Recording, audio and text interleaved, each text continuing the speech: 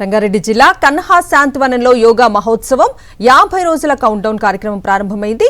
ఈ కార్యక్రమంలో కేంద్ర మంత్రులు కిషన్ రెడ్డి, ప్రతాప్ రావు జాదవ్, ఎంపీ డీకే అరుణ పాల్గొన్నారు. 12వ అంతర్జాతీయ యోగా దినోత్సవాన్ని పురస్కరించుకుని ఆయుష్ మినిస్ట్రీ ఆఫ్ ఇండియా ఆధ్వర్యంలో దీనిని నిర్వహిస్తున్నారు.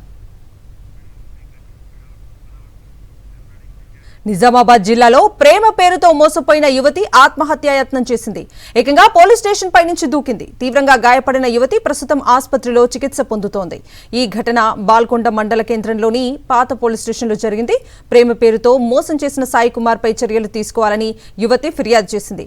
ఈ క్రమంలోనే పోలీస్ స్టేషన్ భవనంపై నుంచి దూకి ఆత్మహత్యాయత్నం చేసింది.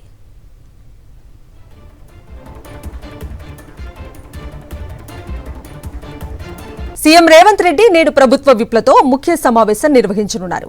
విప్లకు పనుల విభజనపై స్పష్టమైన మార్గదర్శకాలు ఇవ్వనున్నట్లుగా సమాచారం. ప్రభుత్వ విధానాలను సమర్థవంతంగా ప్రజల్లోకి తీసుకెళ్లే విధంగా విప్లకు బాధ్యతలు కేటాయించే అవకాశం ఉంది. ఇక ప్రతిపక్ష పార్టీలైన బీఆర్ఎస్, బీజేపీలపై ఎలా ఎదురుదాడి చేయాలనే అంశంపై కూడా ఈ సమావేశంలో చర్చించనున్నారు. ప్రభుత్వంపై వస్తున్న విమర్శలకు సమర్థంగా స్పందించేలా వ్యూహాలు సిద్ధం చేయాలని సీఎం సూచించే అవకాశం ఉంది.